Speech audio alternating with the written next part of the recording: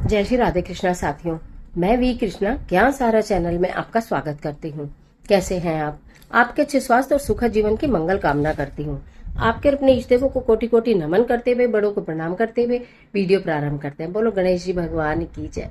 गणपति बप्पा मोरया। गणपति भगवान सभी के जीवन के विघ्नों को, कष्टों को हरने वाले हैं। और आषाढ़ माह प्रारंभ होते के साथ ही कृष्ण पक्ष की संकष्टी चतुर्थी आ गई है, जो कि वर्ष भर जिसका इंतजार करते हैं। कहा जाता है इसे कृष्ण पिंगल संकष्टी चतुर्थी कहा जाता है। और इस दिन व्रत करने से, पूजा करने से, उपाय करने से आपके जीवन के संकटों का नाश होता है, संतान की प्राप्ति होती है, संतान का सुख प्राप्त होता है। तो आज संकष्टी चतुर्थी पर यदि आप व्रत भी न कर पाए तो मात्र दूर्वा घास का एक ऐसा जबरदस्त उपाय लेकर आपके बीच में आई हूँ कि जिसे करने से आपके जीवन के तमाम संकटों का अंत हो जाएगा। चलिए झटपट वीडियो प्रारंभ कर लेते हैं। लेकिन उससे पहले चैनल पर नए आए हैं तो चैनल को सब्सक्राइब जरूर करिए और बेल आइकन का बटन भी प्रेस करिएगा, जिससे आने वाली वीडियोस का नोटिफिकेशन आपको मिलता रहे। एक जरूरी बात यह है कि आपसे ना वीडियो खो जाती है। आप बोलते हैं बहुत दिन से वीडियो नहीं देखी। एक्चुअली आप क्या करते हैं कि आप चैनल को सब्सक्राइब नहीं करते, तो 2-3 वीडियो आने के बाद फिर आपको वो वीडियो दिखनी बंद हो जाती है। ठीक है ना? तो इसमें आपका कुछ जाने वाला नहीं है। बहुत महत्वपूर्ण ज्ञान आपको मुफ्त में प्राप्त होता है। इसका कोई पैसा आपका लगने वाला नहीं है। आपको सभी त्योहारों के बारे में, उपायों के बारे में, ज्योतिषीय प्रमाणिक उपाय जो आपको बताए जाते हैं, आपके जीवन को सार्थक करते हैं, सफल बनाते हैं। इसलिए चैनल को सब्सक्राइब कर लीजिएगा और बेल आइकन का बटन प्रेस करिएगा, जिससे कि आपके पास नोटिफिकेशन आता रहे। आपकी वीडियो जरूरत की हो तो आप देखिए, नहीं जरूरत की हो तो मत देखिए, लेकिन वीडियो आपको दिखती जरूर रहेंगी, मतलब आपको नोटिफिकेशन मिलता रहेगा। चलिए बात कर रही हूँ संकष्टी चतुर्थी की, जो कि 25 जून को सुबह 1:23 पर होगी। वहीं इसी तिथि का समापन रात 11:10 पर हो जाएगा। कहने का मतलब यह है कि 25 जून को पूरे दिन आपको संकष्टी चतुर्थी की तिथि मिल रही है। अब इस दिन पूजा करने का जो शुभ मुहूर्त है वो और बता देती हूँ। पूजा करने का जो शुभ मुहूर्त है 25 जून दिन मंगलवार सुबह 5:23 से लेकर सुबह 7:10 तक रहेगा। और शाम की पूजा का मुहूर्त जान लीजिए, 5:36 से लेकर 8:36 तक रहेगा। हिंदू धर्म में इसे जो कृष्ण पिंगल संकष्टी चतुर्थी का व्रत है, इसका बहुत महत्व है। कहते हैं इस व्रत को करने से भगवान विघ्नहर्ता गणपति जी सभी के जीवन के विघ्नों का अंत करते हैं, परिवार को सुख, समृद्धि, सौभाग्य प्रदान करते हैं।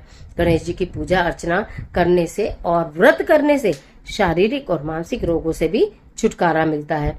गणपति भगवान की पूजा किस प्रकार करें, मैं आपको संक्षेप में विधि बता दे रही हूँ। और अगर व्रत ना कर पाए तो आप क्या करें, व्रत करें तो बता रही हूँ। चंद्रोदय का समय जो है रात्रि 10:37 है, तब तक आपको रहना होता है। व्रत करते हैं तो व्रत में फलाहार ही करना होता है। और कोशिश करें कि सेंधा नमक भी अगर आप नहीं खाते हैं तो अति उत्तम रहता है। अब बात कर लेते हैं कि आपको करना क्या है।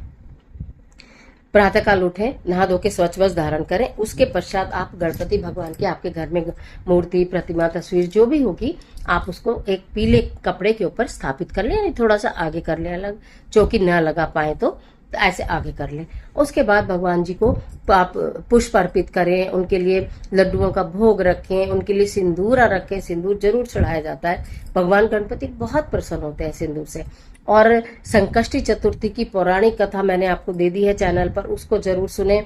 उसके बाद आरती करें और भगवान जी से प्रार्थना करें कि कोई भी हमसे भूल हुई हो, गलती हुई हो तो वो उसे क्षमा करेंगे। व्रत कर रहे हैं तो व्रत का संकल्प लेंगे, व्रत नहीं कर रहे हैं तो संकल्प नहीं लेंगे।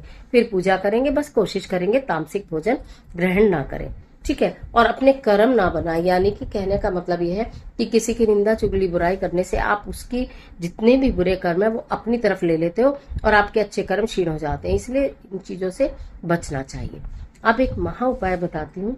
जिनके संतान नहीं हो वो भी, जिनकी संतान उनके वश में नहीं हो वो भी, जिन्हें अपने घर की सुख समृद्धि चाहिए वो भी, जिन्हें अपने घर के तमाम संकट, परिवार के संकट दूर करने हो वो भी, सभी लोग इस उपाय को कर सकते हैं। आपको दूर्वा घास तोड़कर लानी है। दूर्वा घास तो आप जानते ही है ना, थोड़ी ज्यादा सी लाइएगा, ठीक है। दूर्वा घास की 8 गांठें यानी कि 8 जोड़े बना लीजिएगा। 2-2 का 8 जोड़े तो बनाकर पीले धागे से बांधकर या कलावे से बांधकर अलग रख लीजिएगा। थोड़ी सी दूर्वा घास को आप पीस लीजिएगा या कूट लीजिएगा, जैसे भी संभव हो। कहने का मतलब है छानकर हमें दूर्वा घास का रस निकालना है। ठीक है। तो आपने थोड़ा सा दूर्वा घास का रस ले लिया, थोड़े से 8 आपने दूर्वा घास की गांठ ले ली, मतलब उनको बना बना के जोड़े से 8 जोड़े आपने वो बना लिए। मोदक ले लिए, आप घर में भी बना सकते हो, बाजार से भी ला सकते हो। एक पान का पत्ता ले लीजिएगा, ठीक है। अब आपको अपने घर के मंदिर से दूर सामाजिक तौर पर बने हुए मंदिर में ही जाना चाहिए। संभवतः यही कोशिश करें, मैंने मुहूर्त बता दिया आपको, सुबह का भी और शाम का भी, यथा संभव आप कर सकते हो, करना भी चाहिए, ठीक है। तो आप जाइए मंदिर में, गणपति महाराज का पहले जल से अभिषेक करिए, उसके पश्चात दूर्वा घास का जो आपने रस निकाला है उससे गणपति भगवान का अभिषेक करिए। कहा जाता है जो व्यक्ति गणपति भगवान को दूर्वा घास अर्पित करता है अत्यंत प्रसन्न होते हैं, उनके अपने शारीरिक पीड़ा का अंत होता है। जब उनकी पीड़ा का अंत होता है तो सोचो आपकी तो पीड़ा का अंत होना ही होना है। आपने दूर्वा घास का जो अर्क आप निकाल कर ले गए थे, रस आप निकाल कर ले गए थे, उससे आपने गणपति भगवान का अभिषेक कर दिया। उसके पश्चात फिर पुनः जल से अभिषेक कर दीजिए। पश्चात उन्हें सिंदूर अर्पित करिए, एक पान का पत्ता अर्पित करिए। उस पान के पत्ते पर 8 दूर्वा घास, एक दूर्वा घास हाथ में लेकर, जोड़ा हाथ में लेकर आप बोलिए ओम गण गणपतये नमः, ओम गण गणपतये नमः, ओम गण गणपतये नमः, ओम गण गणपतये नमः। ऐसे करते हुए आपको वो अर्पित कर देने हैं। उसके पश्चात लड्डुओं का भोग लगाइए। वहां पर कथा सुन सकते हैं तो वहां सुनिए बैठकर, नहीं तो घर से कथा सुनकर जाइए। जो आप पूजा घर में करेंगे तो आप घर में कथा सुन लीजिएगा, वहां पर आरती कर लीजिएगा और प्रणाम करके गणपति महाराज से मन ही मन प्रार्थना कीजिएगा कि आपके जिंदगी के, आपके जीवन के, आपके परिवार के संकटों का अंत करें, विघ्न बाधाओं को दूर करें। जिस कोई भी बाधा अगर आपके कार्यों में आ रही है तो उसे वो दूर करेंगे। इतना कार्य करने के पश्चात आप अपने घर आ जाइए। रात्रि में चंद्र उदय होगा 10:37 पर। उस समय चंद्रमा जी को जल देना बिल्कुल मत भूलिए। कहा जाता है इस संकष्टी चतुर्थी पर यदि आप चंद्रमा की पूजा नहीं करते हैं तो व्रत का या पूजा का फल थोड़ा आधा अधूरा माना जाता है। इसलिए प्रातःकाल की पूजा के बाद सूर्य देव को जल और शाम रात्रि में आपको चंद्रदेव को जल देना है। यदि आप व्रत नहीं कर रहे तो भी इस कार्य को जरूर करें, और व्रत कर रहे हैं तो भी इस कार्य को जरूर करें। ये सबसे महत्वपूर्ण, उत्तम, उचित और जबरदस्त वाला उपाय है जो मैंने आपको बताया इस संकष्टी चतुर्थी पर। इस संकष्टी चतुर्थी पर कर ले। किसी कारणवश इस चतुर्थी पर ना कर पाए तो महीने भर में जो भी गणेश चतुर्थी आएंगी, उससे आगे भी गणेश चतुर्थी आएंगी, या आपको अधिक परेशानी है तो प्रत्येक बुधवार को 7 बुधवार तक इस कार्य को करना प्रारंभ कर दीजिए। आप ये देखेंगे जीवन से संकट दूर हो जाएंगे, कष्ट दूर हो जाएंगे, बाधाएं दूर हो जाएंगी, संतान सुयोग्य हो जाएगी, आपके कहना मानने वाली हो जाएगी, और जिनके संतान नहीं है उनके यहाँ संतान की प्राप्ति हो जाएगी। तो इतना जबरदस्त वाला है ये दिन संकष्टी चतुर्थी की। आपको ढेर सारी शुभकामनाएं। भगवान गणपति आपके जीवन में आ रहे प्रत्येक संकट का हरण करे, ऐसी हृदय से मेरी भी कामना है। आज के लिए इतना ही, इजाजत दीजिए। आशा करती हूँ वीडियो आपके लिए निश्चित बहुत उपयोगी साबित होगी। मिलती है एक और जबरदस्त वीडियो के साथ। तब तक हंसते रहिए, मुस्कुराते रहिए, अपना और अपने अपनों का ख्याल कीजिए। वीडियो अच्छी लगे तो लाइक कीजिए, जितना चाहे अपने फ्रेंड के साथ शेयर कीजिए, और कमेंट बॉक्स में ओम गण गणपतये नमः लिखना बिल्कुल मत भूलिए।